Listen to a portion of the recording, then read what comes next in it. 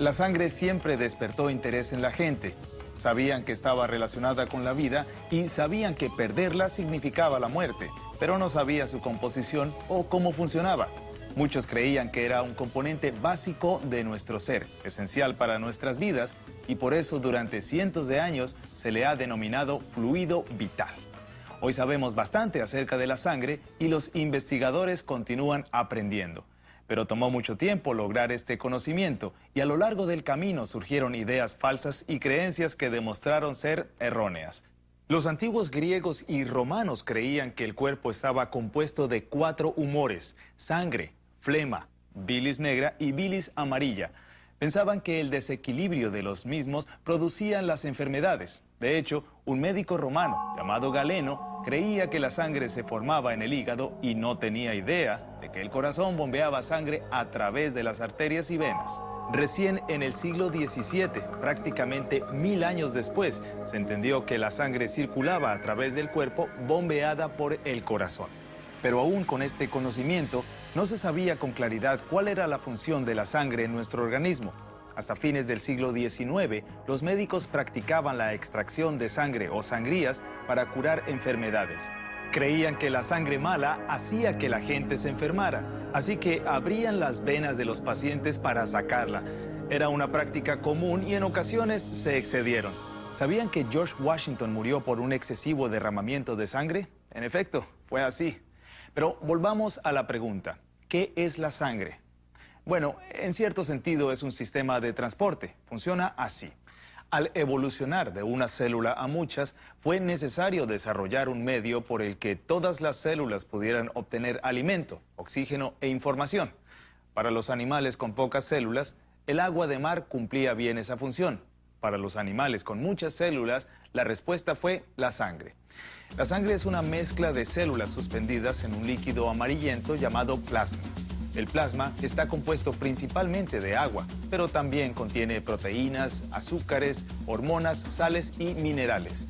Tiene 3 tipos de células diferentes: glóbulos rojos o eritrocitos, glóbulos blancos o leucocitos y plaquetas o trombocitos.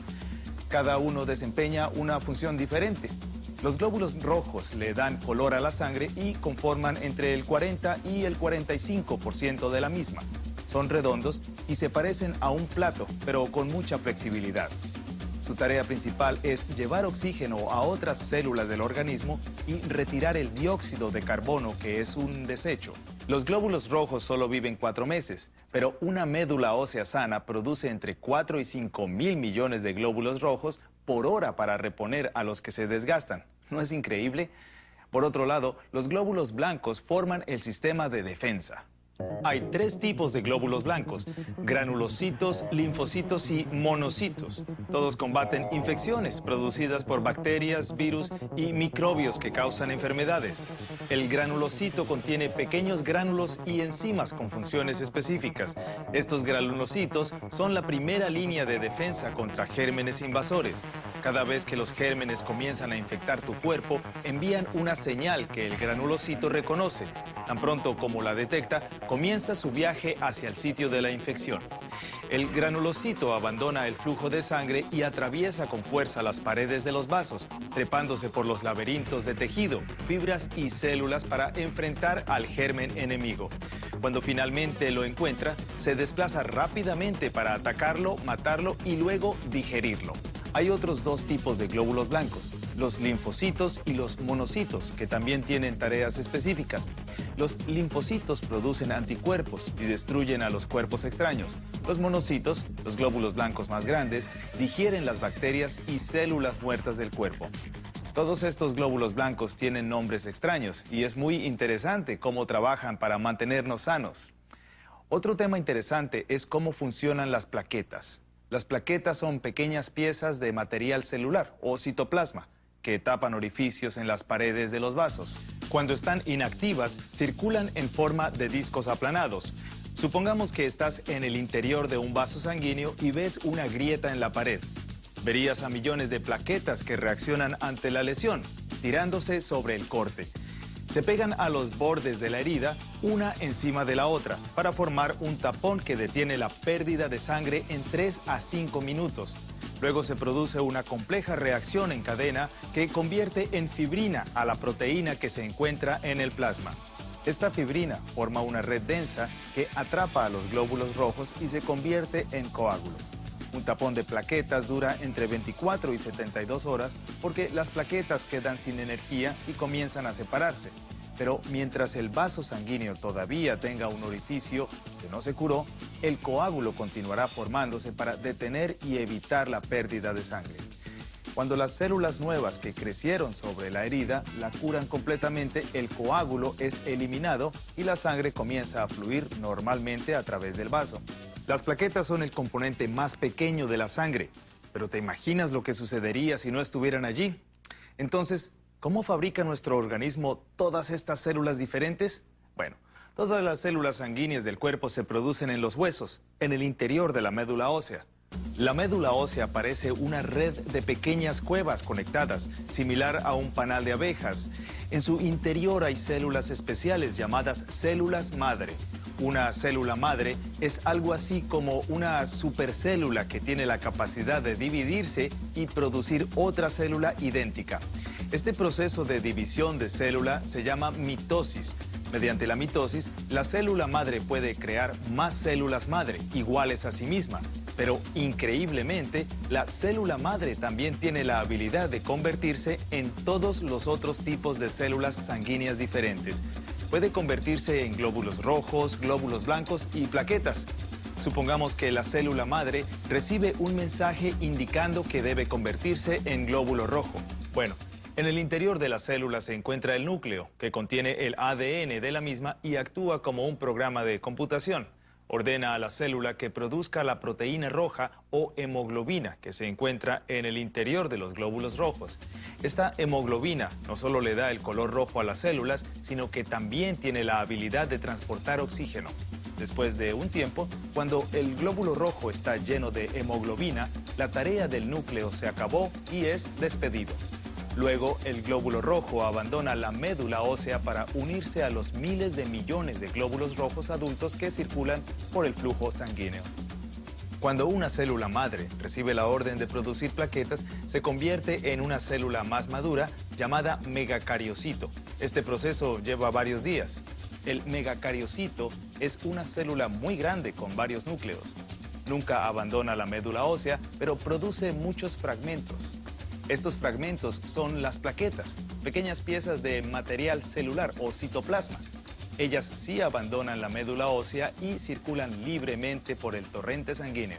Y por supuesto, las células madre también pueden convertirse en los distintos tipos de glóbulos blancos que mencionamos antes. Increíble, ¿no? Así que ahora sabemos de qué está hecha la sangre, pero recordemos que dije que básicamente es un sistema de transporte. Bueno, miremos más de cerca ese concepto. ¿Qué transporta la sangre? La mayoría probablemente sabemos que la sangre transporta oxígeno a cada célula y se lleva el dióxido de carbono. ¿Pero saben cómo funciona exactamente? Cada vez que respiras, ingresan a tus pulmones pares de átomos de oxígeno llamados moléculas O2 y pasan a través de tubos cada vez más pequeños llamados bronquios, hasta llegar a pequeños sacos de aire llamados alvéolos.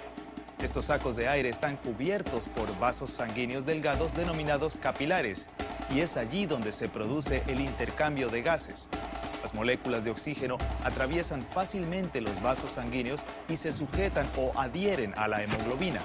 Ahora, con esta carga de oxígeno, los glóbulos rojos pasan por el corazón, la arteria aorta y otras arterias grandes a alta velocidad, como si viajaran por una autopista. Pero luego deben abandonar la autopista y viajar a través de muchas calles laterales pequeñas, pasando finalmente por capilares aún más delgados y estrechos. En este punto, los capilares tienen el ancho de una sola célula y estas deben comprimirse y estirarse e incluso plegarse para poder pasar. Es por eso que los glóbulos rojos son planos y flexibles, para poder cambiar de forma fácilmente y pasar por lugares tan pequeños. Finalmente, cuando llegan al interior de los capilares que recorren los músculos, tejidos y órganos, liberan la carga de oxígeno. Pero eso es solo la mitad del viaje, porque tan pronto como liberan el oxígeno, recogen el dióxido de carbono, los desechos liberados por las células. El dióxido de carbono o CO2 consiste de 2 átomos de oxígeno y 1 de carbono. En ese punto del viaje, debido a que han liberado el oxígeno y recogido el dióxido de carbono, las células sanguíneas no son tan rojas como lo eran antes. Además, realizan el viaje de regreso a los pulmones a través de las venas. Finalmente, a medida que completan el viaje de ida y vuelta, el dióxido de carbono que trajeron de regreso se libera por los pulmones y la boca al respirar. Ese viaje de ida y vuelta lleva en promedio de 30 a 45 segundos y si estás realizando ejercicios, aún menos. Además, lo más asombroso es que el cuerpo humano tiene tantas millas de vasos sanguíneos en su interior que podría rodear la Tierra 2 veces y un poco más. Entonces, la sangre transporta oxígeno y dióxido de carbono. Los pulmones son esenciales en este intercambio, al igual que el corazón, porque bombea sangre a través de tu cuerpo. Hemos recorrido un largo camino para comprender cómo funciona la sangre y qué hace en nuestros cuerpos.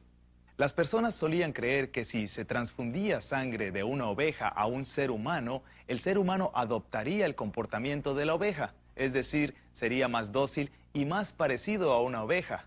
En 1665, cuando intentaron hacer eso, nadie se dio cuenta de que no se podía mezclar la sangre de 2 especies diferentes. Recién en el siglo XX, Karl Landsteiner, un médico vienés, descubrió que los humanos tienen distintos tipos de sangre, O, A, B y AB. La determinación y clasificación del grupo sanguíneo permite que se hagan transfusiones de sangre de una persona a otra sin que ocurran reacciones dañinas. El tipo O, también llamado 0, puede dar sangre a todos los otros tipos de sangre, pero solo puede recibir de donantes tipo O. El tipo AB puede recibir de todos los grupos. En Norteamérica, cerca del 45% de las personas son de tipo O. Es el tipo de sangre más común, mientras que entre 3 y 4% son de tipo AB. Probablemente también hayas oído que hay personas con RH positivo o RH negativo. Los grupos de RH conforman otro sistema de antígenos que es importante conocer para las transfusiones y los embarazos. Ahora conoces mejor tu cuerpo y cómo funciona. Esa sangre que circula constantemente por el organismo es muy importante. Para más información visita misangretusangre.org. Y ahora aprenderemos cómo puedes salvar una vida a través de la donación de sangre. También escucharemos a personas quienes regularmente dan y otras que han recibido este regalo que da vida.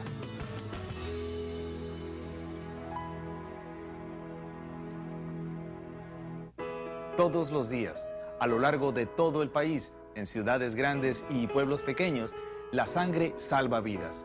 Eso se debe a que las transfusiones de sangre se utilizan para tratar todo tipo de lesiones. Hacen que sea posible practicar una cirugía de corazón, trasplantar órganos y médulas óseas. También se utilizan para tratar enfermedades como la anemia falciforme o el cáncer. En otras palabras, necesitamos sangre para salvar vidas. Y si tienes la edad necesaria, puedes donar sangre. Es seguro, es fácil y es un regalo que marca una diferencia. Donar sangre solo toma cerca de 1 hora, pero cada donación tiene el potencial de salvar 3 vidas. El cuerpo de un adulto sano tiene entre 10 y 12 pintas de sangre y el organismo repone el suministro de sangre en forma continua. Si donas una pinta o medio litro de sangre, tu organismo tiene la capacidad de recuperar el volumen en 72 horas y no lo perderá en forma permanente. Una sola unidad de sangre puede ser suficiente para salvar una vida. Escuchemos a una doctora acerca de la importancia de donar sangre y las precauciones que se toman para garantizar la seguridad del suministro sanguíneo. Se comienza con una pequeña historia médica, luego se continúa con un examen físico en donde se toma la presión sanguínea, el pulso, la temperatura, se hace un test para saber si el donante está anémico y luego, si todo está bien, se extrae una pinta de sangre que es equivalente a medio litro de sangre. Todo el material que se usa es descartable y ha sido esterilizado, por lo tanto no se puede contraer ninguna enfermedad. Todo el proceso de la donación de sangre dura menos de 1 hora. La extracción dura 10 minutos, pero lo más importante es que esa hora de tu tiempo puede ayudar a tres pacientes distintos. Después que has terminado la donación de sangre, hay tiempo de sentarse, descansar por 15 minutos y puedes tomar un refresco y comer algunas galletitas. Pregunta en casa. Quizás no lo sepas, pero probablemente alguien en tu familia, amigos o vecinos hayan recibido sangre. La gente necesita sangre constantemente y con frecuencia es la gente cercana a ti quienes más se beneficiarán con tu donación. Como la sangre humana no tiene sustituto, las transfusiones solo pueden realizarse con la ayuda de donantes voluntarios, hombres y mujeres que desinteresadamente dedican una hora de su tiempo para ayudar a salvar una vida. Una persona sana puede donar medio litro de sangre, 3, 4 o incluso hasta 6 veces por año. Por supuesto, para mí es muy fácil pedirles que donen sangre, así que mejor escuchemos a personas que donaron sangre. Ellas pueden decirte por qué lo hicieron y qué ha significado. También escucharán el testimonio de personas a las que una donación les salvó la vida y hoy pueden compartir sus experiencias con ustedes. Yo me convertí en una donante de sangre hace unos años cuando un niño de 6 años en mi familia fue diagnosticado con cáncer. Él tuvo varias transfusiones por meses y era lo único que lo mantenía con vida. Gracias a las transfusiones logró tener unos meses extra con nosotros. Entonces ahí fue cuando pensé, ¿de dónde viene esta sangre? ¿Quiénes son estas personas que toman de su tiempo y de su día para ir a donar, para salvar vidas? Entonces, ¿por qué no puedo hacerlo yo? Y entonces tocar la vida de otra persona y ayudar a otros, cuando realmente no te toma ningún tiempo, no duele. Entonces me convertí en donante de sangre y muchas personas de mi familia también, que nunca habían donado sangre, se convirtieron en donantes regulares de sangre. Y bueno, quizás un día estoy caminando en la calle y paso por el lado de una persona y tenemos una conexión extraordinaria porque esa persona lleva mi sangre y lleva ese pequeño regalo de vida. Hace poco tiempo yo necesité sangre y yo pensé que yo nunca lo necesitaría, pero la realidad es que muchos de nosotros que no pensamos que lo necesitamos debido a una infección que tuvo mi hermano. Él recibe sangre periódicamente, ya tiene más de un año recibiéndola. Las donaciones de sangre en mi escuela es algo que casi todo el mundo hace. La escuela mía tiene el porcentaje más alto en mi condado de las personas yendo a donar. Hay móviles que van a mi escuela cada 2 meses aproximadamente para que los estudiantes tengan la oportunidad, si no tienen transportación o si no tienen los modos para llegar a un centro, poder donar sangre y ayudar a la comunidad de todas maneras. Yo sé que donando sangre siempre ayuda a salvar vidas, como le ayudó a mi mamá, y por eso yo cada 8 semanas yo voy a donar sangre en mi escuela o en el banco de sangre. Yo soy donante de sangre desde 1998, empecé a donar sangre porque me vi en la situación donde tuve que recibir sangre. Entonces vi la importancia que era de donar y empecé a donar sangre. Primero donaba solo sangre y ahora dono plasma y plaquetas. Lo hago cada 4 semanas. Hace 26 años sufrí una peritonitis y gracias a que una persona donó sangre y yo recibí la transfusión, estoy con vida y puedo disfrutar de mi hijo de 29 años. Generalmente, lamentablemente, nos convertimos en donantes cuando la desgracia toca a nuestra familia. Entonces no esperemos que nos toque a nosotros para entonces convertirnos en donantes de sangre. Hagamos la diferencia hoy y mañana será por nosotros. Hay que dar a la comunidad que tanto nos ha dado a nosotros. Yo le quiero dar muchas gracias a los donantes de sangre por donar sangre, ayudar a mi mamá y salvarle la vida del fondo de mi corazón.